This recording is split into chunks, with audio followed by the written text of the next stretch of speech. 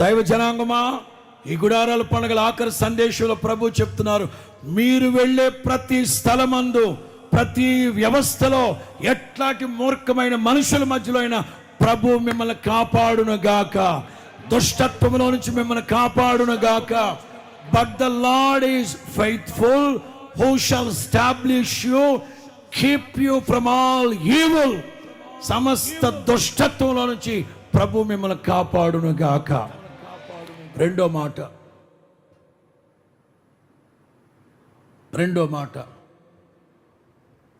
ప్రతి స్థలమందు నిన్ను ఆశీర్వదించును.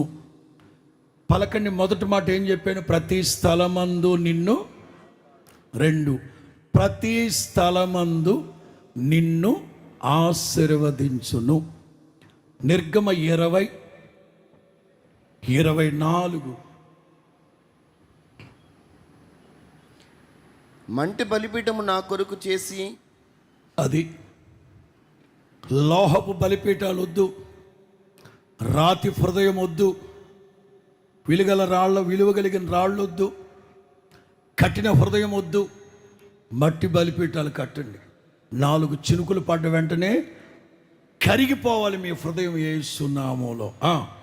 దాని మీద నీ దహన బలులను, సమాధాన బలులను, నీ గొర్రెలను, నీ ఎద్దులను అర్పింపబలెను. గాడిద వద్దన్నారుగా పాస్టర్ గారు రాత్రి. అయ్యగారు, రాజయ్య గారు, గాడిద వద్దన్నారుగా. గాడిదకు బదులు గొర్రెపిల్లే వధించాలంటే గాడిదలు వద్దు.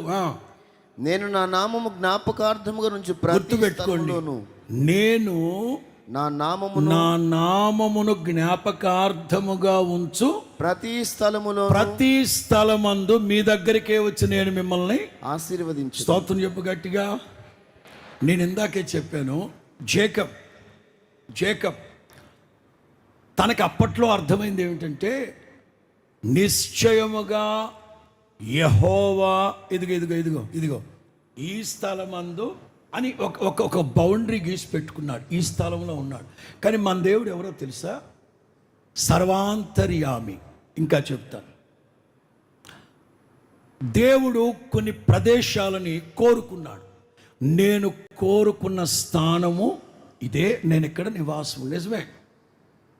ఉదాహరణ, షిలోహు, సియోను, గిల్గాలు, గిబియోను, ఇట్లా కొన్ని ప్రదేశాలు సిగ్నిఫికెంట్గా గుర్తించగలిగేటట్లుగా కొన్ని స్థలాల్లో దైవ సన్నిధి ప్రసన్నత ఉండేది. కానీ సర్వాంతర్యామి అయిన తండ్రి చెప్తున్నారు, మీరు వెళ్ళే ప్రతి స్థలములో నేనే మీ వద్దకు వచ్చి మిమ్మల్ని ఆశీర్వదిస్తాను. ఇలా ఆశీర్వదించాలంటే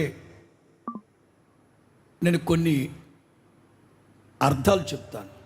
బలిపీఠం అంటే ఇదిగో ఈ హృదయం. బలిపీఠము ఈజ్ ఈక్వల్ టు హృదయం.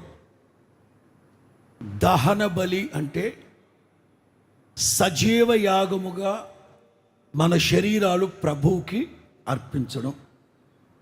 సమాధాన బలి, కృతజ్ఞతా బలి, పాప పరిహారపు బలి, ఈ బలులన్నీ అర్పించి ఈ హృదయం అనే బలిపీఠం మీద ఇవన్నీ ఉండాలి.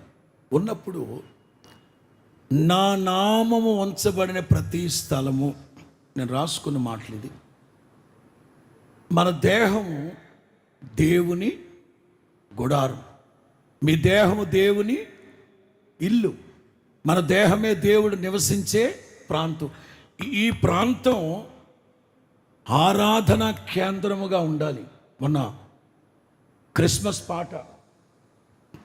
పాట సెప్టెంబర్లో ఇశ్రాయేలులో సంచరిస్తూ ఉన్నప్పుడు బెత్లహేముకు వెళ్ళినప్పుడు రమేష్కి ఓ ప్రేరేపణ వచ్చి అక్కడ అంటాడు, అసలు క్రొత్త నిబంధనలో ఆరాధనలు ప్రారంభించబడింది ఎక్కడ?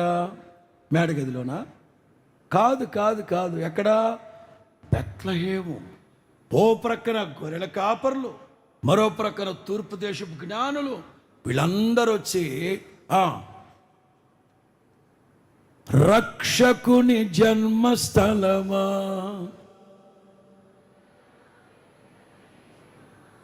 ఆరాధనలకు. నేను ఇక్కడ రాసుకున్న మాట ఏంటి తెలుసా? ఈ హృదయం అనేది ఆరాధనా కేంద్రం. ఏ కేంద్రం? ఏ హృదయంలో అయితే దైవ నామ స్మరణతో నింపబడి ఉంటుందో మనసంతా నింపబడిపోవాలి. మనం సౌందర్యపూర్ణుడ పాటలు కూడా రాసుకుందాం. యేసయ్యా నా ప్రాణ స్నేహిత, మనసంతా నిండిన మధురానుబంధమా. మనసంతా నింపబడిపోవాలి దైవనామం. మీ ఇంట దైవనామ స్మరణ, మీ గుండెల్లో దైవనామ స్మరణ. దేవుడు నీకు ఇచ్చిన సేవ సంఘములో దైవనామ స్మరణ.